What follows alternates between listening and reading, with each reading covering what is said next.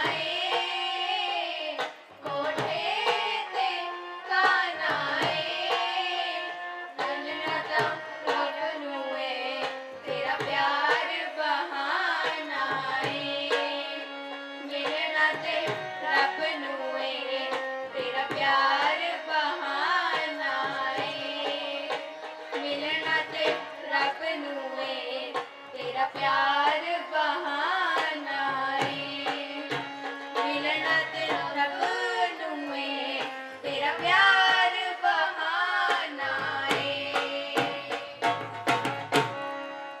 So the conditions are this award will be awarded to that parent who is the most senior citizen sitting here. ਉਹ parent ਜਿਹੜੇ ਸਭ ਤੋਂ ਜ਼ਿਆਦਾ ਉਮਰ ਦੇ ਇੱਥੇ ਬੈਠੇ ਨੇ ਆਈਦਰ ਮੇਲ ਔਰ ਫੀਮੇਲ ਉਹ ਆਪਣਾ proof date of birth the proof Aadhaar card stage ਦੇ ਕੋਲ ਲੈ ਕੇ ਆ ਜਾਣ ਜਿਹਦੇ ਜਿਹੜੇ ਸਭ ਤੋਂ ਜ਼ਿਆਦਾ ਉਮਰ ਦੇ ਇੱਥੇ ਹੋਏ ਇਹ ਅਵਾਰਡ ਉਹਨਾਂ ਦੀ ਹੋਵੇਗੀ. All-rounder, be it academics, sports, or it may be keeping up with the West. We are rocking it all. Have you heard how many drug abuse cases are hiking up these days? नशा एक ऐसी आग है जो सिर्फ जिस्म नहीं जिंदगी भी जला देती है. In the name of thrill, today's youth is losing their dreams, their families, and their selves. One moment of escape become a lifetime regret. सोचो क्या ये सुकून है या इस बर्बादी का रास्ता. It's the time to say no to drugs and yes to life, because real high is not in poison, it's in purpose.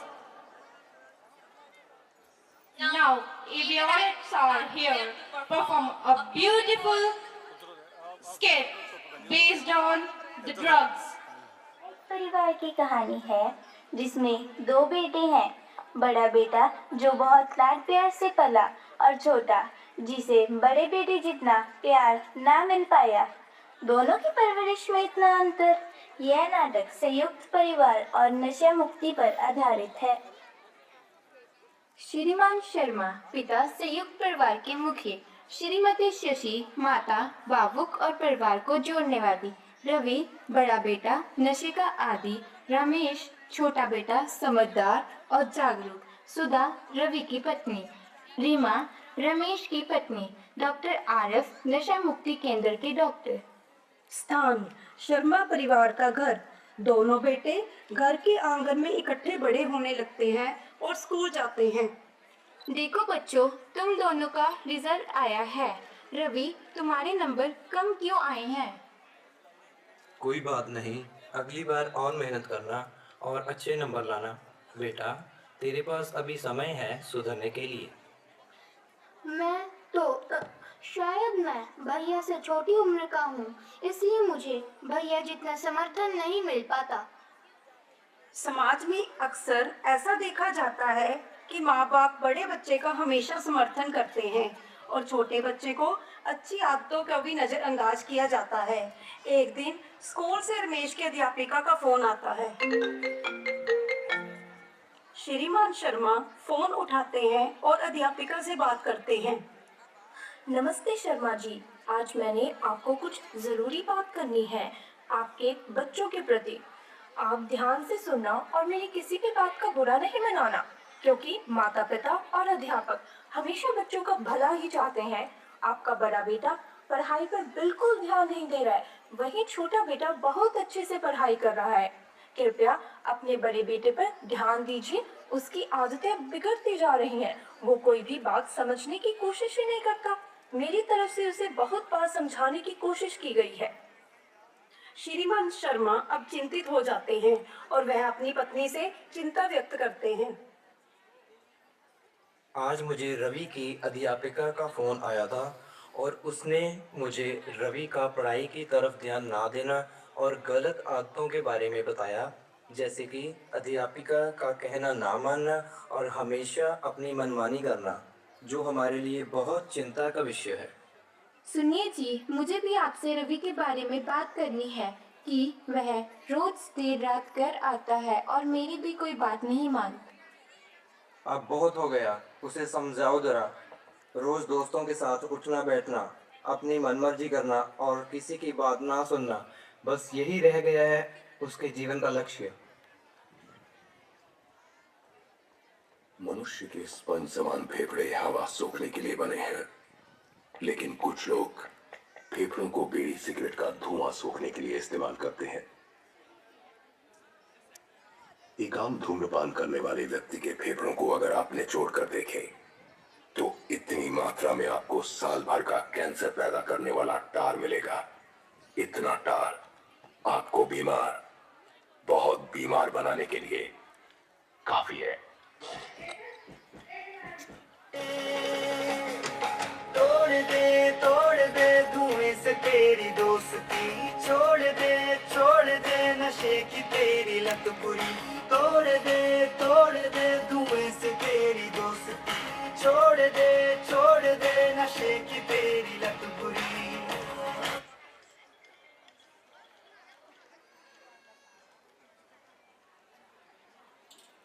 पिताजी, अगर आप चाहें तो मैं भैया से बात करूं, शायद वो मान जाएं और वह पढ़ाई की तरफ ध्यान देना शुरू कर दें।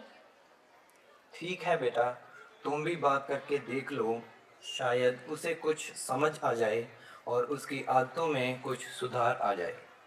रवि आज फिर घर देर से पहुंचता है और रमेश उसका इंतजार कर रहा होता है। रुको भैया, मुझे आपसे कुछ जरूरी बात करनी है। माता पिता आपको लेकर बहुत चिंतित है। क्यों ना हम दोनों मिलकर एक साथ पढ़ाई करें और अपने माता पिता का नाम रोशन करें और कुछ बनकर दिखाएं। तुम अपने काम से मतलब रखो। तुम छोटे हो, छोटे बनकर ही रहो। मुझे सिखाने की कोशिश बिल्कुल भी मत करना। मुझे सब पता है मुझे क्या करना है। और तुम माता पिता जी के सामने अच्छे बनने का नाटक मत करो और उनके सामने मुझे नीचा मत दिखाओ। रमेश की बात का भी उस पर कोई असर नहीं पड़ता और वह बिगड़ता ही जाता है। अब दोनों भाई बड़े हो जाते हैं और उनका विवाह भी हो जाता है। रमेश एक कामयाब डॉक्टर बन जाता है, परंतु रवि की आदतों में कोई सुधार नहीं आता और वह ज्यादा नशा करना शुरू कर देता है। रवि रमेश से बार बार पैसे मांगता है और यह सब कुछ रमेश की पत्नी देख रही होती है।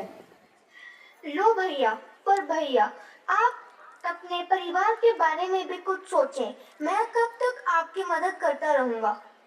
कोई बात नहीं, तुम मुझे समझाने की कोशिश मत करो। एक दिन मैं तुम्हारे सारे पैसे चुका दूंगा। कुछ दिनों बाद रवि रमेश से फिर पैसे मांगता है। भैया, यह मेरी बचत के पैसे हैं जो मैं आपको दे रहा हूँ। इससे ज्यादा मैं आपको और नहीं दे सकता। यह सब रीमा, जो रमेश की पत्नी है, देख रही होती है। मैं रोज आपको रवि भैया की मदद करते हुए देखती हूँ। वह नहीं सुधरने वाले। हमें अपने बच्चों के भविष्य के बारे में भी तो सोचना होगा। अगर आप ऐसे ही पैसे जो आपकी मेहनत के हैं लुटाते रहेंगे तो वो अपने बच्चों की परवरिश कैसे करेंगे? क्यों ना हम कहीं दूर चले जाएं?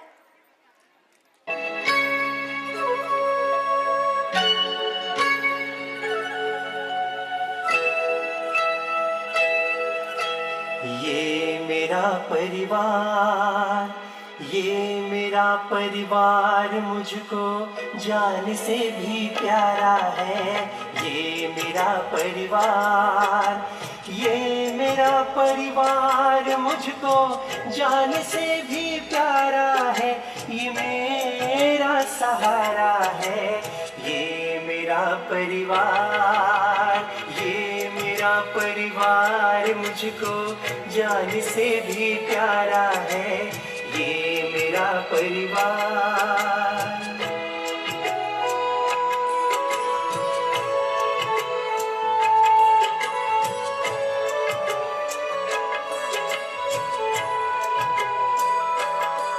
कई रिश्तों से मिलकर परिवार होता है, जिसका कोई मोल नहीं। जहाँ सुख हो या दुख हो सब साथ रहते हैं, उसे कहते हैं स्वर्ग यही। परिवार के बिन ये मेरा स्वर्ग अधूरा है। परिवार के बिन ये मेरा स्वर्ग अधूरा है। ये मेरा सहारा है। ये मेरा परिवार मुझको जान से भी प्यारा है। ये मेरा परिवार। मैं अपने परिवार से अलग नहीं हो सकता। एक अच्छी जिंदगी जीने के लिए परिवार की जरूरत होती है। रमेश रवि के पास फिर से जाता है। भैया, नशा जिंदगी तबाह कर देता है। आप मेरे साथ काम क्यों नहीं कर लेते? मेरे ऑफिस में एक स्थान खाली है। आप चाहे तो मेरे साथ काम कर सकते हैं। बिल्कुल भी नहीं। मैं छोटे भाई के नीचे, वो भी छोटे भाई के नीचे रहकर काम नहीं करना चाहता। लोग मुझ पर हंसेंगे। रवि गुस्से से वहां से चला जाता है और वह ज्यादा नशा कर लेता है। वह बेहोशी की हालत में मिलता है। जब उसे होश आता है तो वह अपने परिवार को अपने साथ खड़ा हुआ पाता है। तब उसे अपनी गलती का एहसास होता है। रवि अपने परिवार से माफी मांगता है और अपने आप को सुधारने का मौका मांगता है। पिताजी और रमेश, मैं नशा मुक्त होना चाहता हूँ। क्या तुम इसमें मेरी मदद करोगे? डॉक्टर आरव मेरे दोस्त है। वह इस कार्य में हमारी मदद कर सकते हैं। हाँ बेटा, तुम जल्दी से जल्दी डॉक्टर आरव से बात करो। डॉक्टर आरव वह रवि को कुछ दिन हॉस्पिटल में रुकने को बोलते हैं। वह परिवार को आश्वासन देते हैं कि रवि ठीक होकर ही घर वापस आएगा। हार मानकर नशा अब धीरे धीरे पीछे जाने लगता है और रवि बिल्कुल ठीक हो जाता है। और वो ये जो ड्रग्स का चक्कर होता है एक्चुअली वो कॉलेज में शुरू होता है जहाँ सब लोग करते हैं, तो ये मुश्किल चीज होती है छोड़ना। और एक फैमिली पे कितना असर होता है। तो एक दिन ही मेरे पास आया, कहता है मैं इस ड्रग से निकलना चाहता हूँ। तो मैं कहा मैं तेरे साथ हूँ। रिहैब सेंटर में इसको डाला और बिल्कुल क्लीन होकर जब वापस आया तो फिर इसे अपना मकान बना लिया। मैं एक ही चीज कहना चाहता हूँ कि stay free from drugs, life is high. Ramesh, तुम मुझे कुछ सुझाव दो। मैं कामयाब बनने के लिए क्या कर सकता हूँ? आप पेस्टिसाइड और फर्टिलाइजर का काम शुरू कर सकते हैं। इस काम में मैं आपकी ज्यादा मदद कर सकता हूँ। कुछ महीनों बाद रवि एक कामयाब इंसान बन जाता है। किस्मत का ऐसा चक्कर चला कि अब रवि की आमदन रमेश से ज्यादा हो जाती है। माता पिता यह देखकर बहुत खुश होते हैं कि उनके दोनों बच्चे कामयाब इंसान बन गए हैं। कुछ दिनों बाद सुनिए, मैं आपसे एक बात करना चाहती हूँ। अब जब आप एक कामयाब इंसान बन गए हो, अब सब कुछ सही हो गया है, क्यों ना अब हम अलग हो जाएं? तुम्हारे कहने का क्या मतलब है? तुम ये क्या सोच रही हो? परिवार को छोड़कर अलग हो जाएं? तुम्हारे मन में यह ख्याल आया भी कैसे? हमें नहीं भूलना चाहिए, मुश्किल वक्त में परिवार ने ही हमारा साथ दिया था। क्या आपका यही आखिरी फैसला है? हाँ, मेरा यही आखिरी फैसला है। आप कब तक अपने भाई का कर्ज चुकाते रहोगे? हमें नहीं भूलना चाहिए कि रमेश ने हमारा तन मन धन से हमारी मदद की है। रही बात कर्ज की, तो यह कर्ज मैं आखिरी सांस तक निभाता रहूंगा। रवि सुधा को समझाते हुए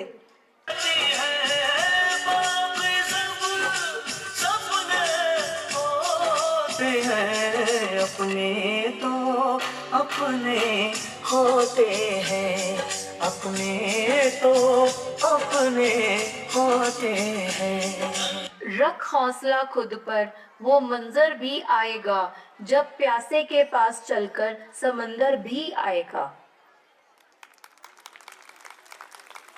School are vigilant enough that they know this. I'm really proud of my students that they are so vigilant and they are so encouraging that they are spreading this awareness through such an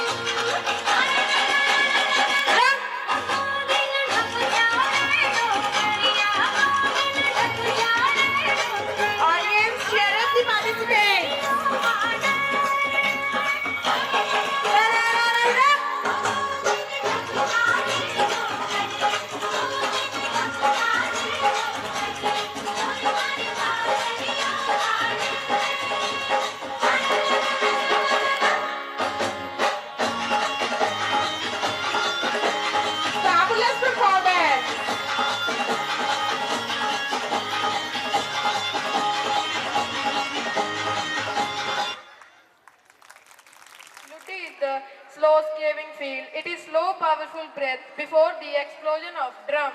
ਇਹ ਨਾਚ ਦੱਸਦਾ ਹੈ ਕਿ ਸਾਡੇ ਢੋਲ ਵਿੱਚ ਕਿੰਨਾ ਦਮ ਹੈ। ਲੁੱਡੀ ਦੇ ਹੌਲੀ ਝੂਟੇ ਤੋਂ ਲੈ ਕੇ ਭੰਗੜੇ ਦੇ ਜ਼ੋਰਦਾਰ ਹੁਲਾਰਿਆਂ ਤੱਕ ਹਰ ਕਦਮ ਵਿੱਚ ਪੰਜਾਬ ਦੀ ਮਿੱਟੀ ਦੀ ਮਹਿਕ ਹੈ। ਹੁਣ ਸਮਾਂ ਆ ਗਿਆ ਹੈ ਤਾੜੀਆਂ ਦਾ ਤੇ ਤਾੜੀਆਂ ਨੂੰ ਹੁਲਾਰਿਆਂ ਵਿੱਚ ਬਦਲਣ ਦਾ। ਸ਼ੁਰੂ ਹੋ ਜਾਓ।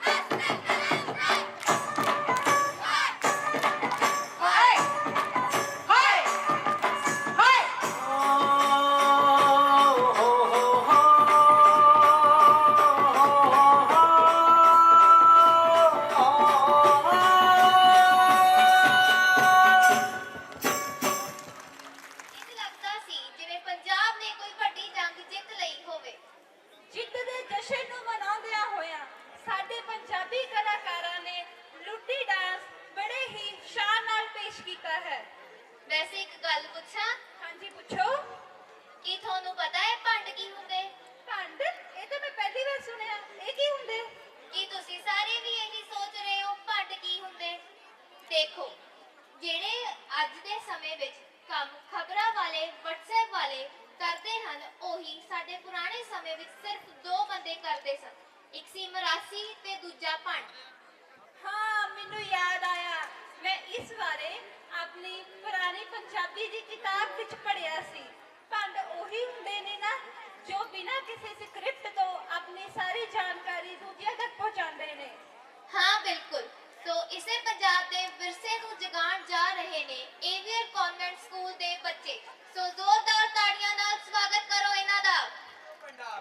ਵਾਰ ਵੀ ਇਹੋ ਗੱਲ ਕਹੀ ਸੀ ਐਤਕੀ ਕੋਈ ਨਵੀਂ ਗੱਲ ਸੁਣਾ ਨਵੀਂ ਗੱਲ ਤੋਂ ਜ਼ਿਆਦਾ ਮੈਂ ਬੜਿਆ ਸਮਾਜ ਸੇਵੀ ਫੇਰ ਭੰਡਾ ਮੈਂ ਪਿੰਡ ਚ ਲਾਇਆ ਕਬੂਟਾ ਫੇਰ ਭੰਡਾ ਅੱਧੇ ਘੰਟੇ ਬਾਅਦ ਨੂੰ ਬੱਕਰੀ ਖਾ ਗਈ ਫੇਰ ਤੂੰ ਕੀ ਕੀਤਾ ਭੰਡਾ ਮੈਂ ਸ਼ਾਮ ਨੂੰ ਬੱਕਰੀ ਖਾ ਗਿਆ ਜਾਓ ਭੰਡਾ ਉਹ ਨਾ ਮਾਰਿਆ ਕਰ ਭੰਡਾ ਲਓ ਜੀ ਜਮਾਨੋ ਸੁਣ ਲਓ ਇਹ ਭੰਡ ਦੀ ਗੱਲ ਮੈਂ ਇੱਕ ਦਿਨ ਇਹ ਘਰੇ ਚਲਾ ਗਿਆ ਘਰੇ ਚਲਾ ਗਿਆ ਦੀ ਭੈਣ ਬੈਠੀ ਬਿੱਲੀ ਨਵਾਈ ਜਾਵੇ ਬਿੱਲੀ ਨਵਾਈ ਜਾਵੇ ਮੈਂ ਕਿਹਾ ਭੈਣੇ ਬਿੱਲੀ ਨਵਾਈ ਦੀ ਨਹੀਂ ਹੁੰਦੀ ਨਵਾਏ ਤੇ ਮਰ ਜਾਂਦੀ ਨਵਾਈ ਤੇ ਮਰ ਜਾਂਦੀ ਹੈ ਜਦ ਮੈਂ ਵਾਪਸ ਆਉਣ ਲੱਗਾ ਤਾਂ ਦੇਖਿਆ ਬਿੱਲੀ ਮਰੀ ਪਈ ਬਿੱਲੀ ਮਰੀ ਪਈ ਜਦ ਮੈਂ ਵਾਪਸ ਆਉਣ ਲੱਗਾ ਦੇਖਿਆ ਬਿੱਲੀ ਬਿੱਲੀ ਮਰੀ ਪਈ ਮੈਂ ਕਿਹਾ ਭੈਣੇ ਕਿਉਂ ਤੈਨੂੰ ਕਿਹਾ ਸੀ ਬਿੱਲੀ ਨਵਾਈ ਦੀ ਨਹੀਂ ਹੁੰਦੀ ਨਵਾਏ ਤੇ ਮਰ ਜਾਂਦੀ ਨਵਾਈ ਤੇ ਮਰ ਜਾਂਦੀ ਹੈ ਕਹਿੰਦੀ ਬਿੱਲੀ ਨਵਾਏ ਤੇ ਨਹੀਂ ਮਰੀ ਜਾਂ ਨਵਾ ਕੇ ਨਚੋੜੀ ਹੈ ਉਦੋਂ ਮਰੀ ਹੈ ਨਾ ਮਾਰਿਆ ਕਰ ਭੰਡਾ ਦੇਖੋ ਭੰਡਾ ਕਿੰਨੇ ਪੜ੍ਹੇ ਲਿਖੇ ਲੋਕ ਬੈਠੇ ਨੇ ਇਹਨਾਂ ਨੂੰ ਕੋਈ ਪੜ੍ਹਾਈ ਲਿਖਾਈ ਦੀ ਗੱਲ ਸੁਣਾ ਮੈਂ ਸੁਣਿਆ ਤੂੰ ਡਾਕਟਰੀ ਵੀ ਕੀਤੀ ਹਾਂ ਭੰਡਾ ਮੈਂ ਡਾਕਟਰੀ ਵੀ ਕੀਤੀ ਹੈ ਲੈ ਫਿਰ ਭੰਡਾ ਸੁਣਾ ਕੋਈ ਡਾਕਟਰੀ ਦੀ ਗੱਲ ਸੁਣ ਫਿਰ ਭੰਡਾ ਸੁਣਾ ਭੰਡਾ ਮੈਂ ਬਣਿਆ ਨਵਾਂ ਡਾਕਟਰ ਹਾਲਾ ਨਵਾਂ ਡਾਕਟਰ ਪਹਿਲਾ ਆਪਰੇਸ਼ਨ ਮੈਂ ਕਿਹਾ ਫੁੱਲਾਂ ਦਾ ਹਾਰ ਲੈ ਕੇ ਆਓ ਫੁੱਲਾਂ ਦਾ ਹਾਰ ਉਹ ਕਿਉਂ ਭੰਡਾ ਪਰਿਵਾਰ ਨੇ ਵੀ ਮੈਨੂੰ ਆਹੀ ਪੁੱਛਿਆ ਫਿਰ ਤੂੰ ਕੀ ਕਿਹਾ ਭੰਡਾ ਮੈਂ ਕਿਹਾ ਜੇ ਤਾਂ ਸਫਲ ਹੋ ਗਿਆ ਤਾਂ ਮੇਰੇ ਪਾਸ ਨਹੀਂ ਤਾਂ ਫਿਰ ਮਰੀਜ਼ ਦੇ ਜਾਓ ਪਾਸ ਭੰਡਾ ਨਾ ਮਾਰਿਆ ਕਰ ਭੰਡਾ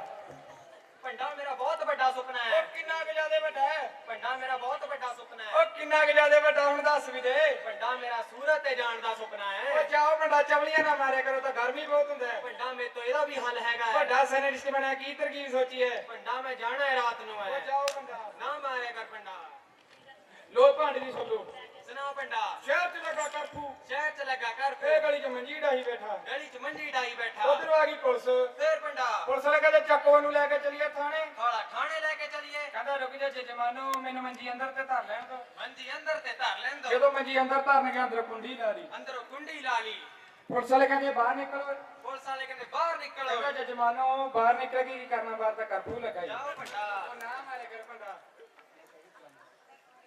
ਲੈ ਫਿਰ ਭੰਡਾ ਜੀ ਸ਼ਹਿਰੀ ਦਾ ਸੁਣਾ ਦੇ अर्ज किया है जिन्हें की थी जल्दी जी शादी ਜਿਹਨੇ ਕੀਤੀ ਜਲਦੀ ਸ਼ਾਦੀ उसने अपना जीवन बिगाड़ दिया ਬਾਵਾ ਭੰਡਾ ਫੇਰ जिन्हें सोच समझ की थी उन्हें कड़ा तीर मार लिया ਜਾਓ ਭੰਡਾ ओ ना मारे कर भंडा ओ भंडा ਜਾਂਦਾ ਜਾਂਦਾ ਕੋਈ ਸੁਨੇਹਾ ਹੀ ਦੇ ਛੱਡ ਲੈ ਫਿਰ ਭੰਡਾ ਸੁਣ ਕੁਦਰਤ ਤੋਂ ਕਦੇ ਜਿੱਤ ਨਹੀਂ ਹੁੰਦਾ ਹਨੀ ਲਿਖਣਾ ਚਾਹੁੰਦਾ ਲਿਖ ਨਹੀਂ ਹੁੰਦਾ ਲੱਖਾਂ ਹੀ ਕਰ ਰੋਲ ਕੇ ਰੱਖਦੇ ਨਸ਼ਾ ਕਿਸੇ ਦਾ ਮਿੱਤ ਨਹੀਂ ਹੁੰਦਾ ਨਸ਼ਾ ਕਿਸੇ ਦਾ ਮਿੱਤ ਨਹੀਂ ਹੁੰਦਾ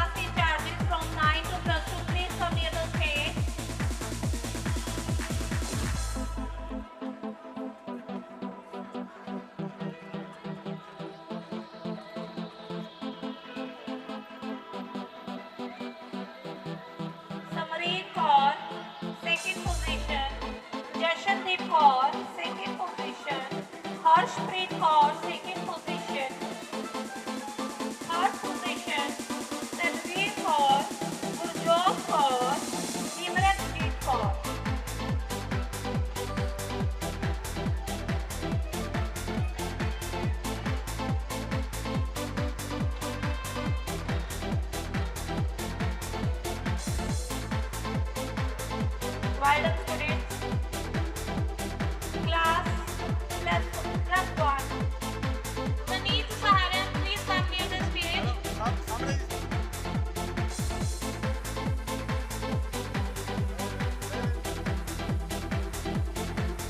Please give a huge round of applause for them.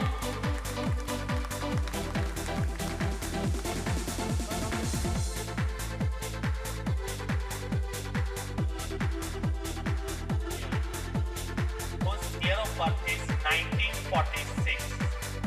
Mata Charan Kaur ji, please stage te aajo award ਲੈਣ ਦੇ ਲਈ. And we would also like to call Sahib Kaur from 8 Cyrus for achieving 100% attendance award in 7th day.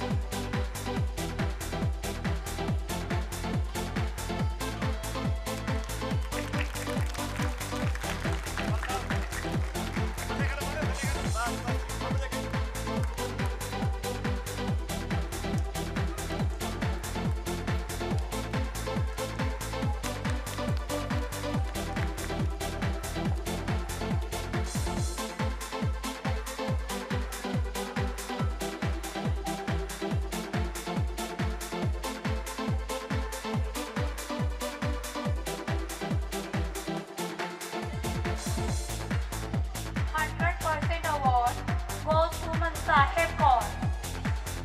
100.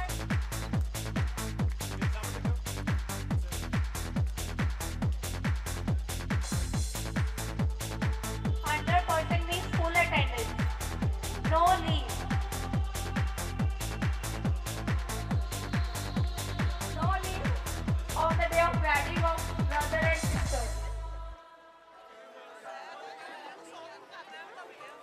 ਹੋ ਗਿਆ। ਹੁਣ ਆਪਾਂ ਆਪਣੇ ਪੰਜਾਬ ਦੀ ਸ਼ਾਨ ਭੰਗੜਾ ਤੇ ਉਹਨਾਂ ਪੰਜਾਬਣਾਂ ਦੀ ਸ਼ਨਕਾਰ ਦੇਖਦੇ ਹਾਂ। ਕੀ ਤੁਸੀਂ ਸਾਰੇ ਤਿਆਰ ਹੋ? ਗੱਭਰੂਆਂ ਨੂੰ ਵੀ ਮਾਤ ਪਾਉਣ ਵਾਲੀਆਂ ਜੋਸ਼ ਨਾਲ ਭਰੀਆਂ ਪੰਜਾਬ ਦੀਆਂ ਸ਼ੇਰਨੀਆਂ ਨੂੰ ਵੇਖਣ ਲਈ ਹੁਣ ਆ ਰਹੀਆਂ ਨੇ ਸਾਡੇ ਪੰਜਾਬ ਦੀਆਂ ਪੰਜਾਬਣਾਂ, ਮੇਰੇ ਵੀਰਾਂ ਦੀਆਂ ਭੈਣਾਂ, ਹੱਥਾਂ ਵਿੱਚ ਮਹਿੰਦੀ, ਪੈਰਾਂ ਵਿੱਚ ਝਾਂਜਰ, ਨਾਲੇ ਚੜ ਕੇ ਜਵਾਨੀਆਂ ਆਈਆਂ। ਆਓ ਦੇਖੀਏ ਪੰਜਾਬਣਾਂ ਦੀ ਧਮਕ। ਸੋ ਜ਼ੋਰਦਾਰ ਤਾੜੀਆਂ ਨਾਲ ਸਵਾਗਤ ਕਰੋ ਭੰਗੜਾ ਭੰਗੜਾ ਭੰਗੜਾ।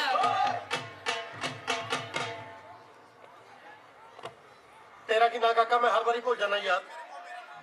भुला करके हार श्रृंगार नचे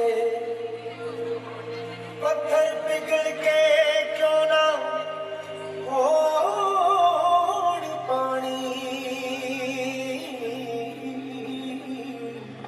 जदों सामने यार दा यार नचे बुलाइक दे अगे नचिया सी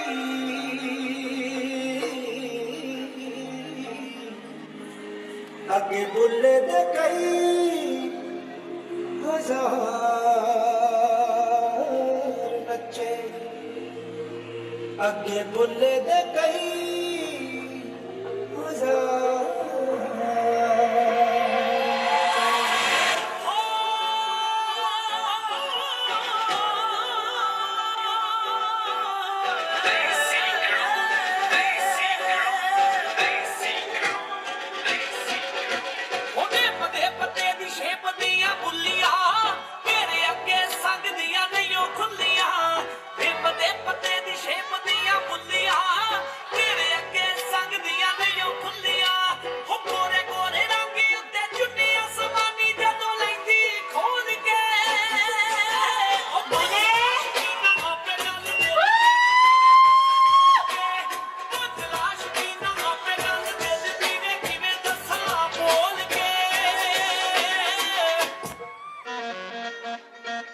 निराहे राहे जान वालिए हो निराहे राहे जान वालिए निराहे राहे जान वालिए राहे जान वालिए हो तेरी तोर ने पट्टे मुंडे यारे नी पैंदे सीढ़ियां नाल ललकारे नी जंद कट जान वालिए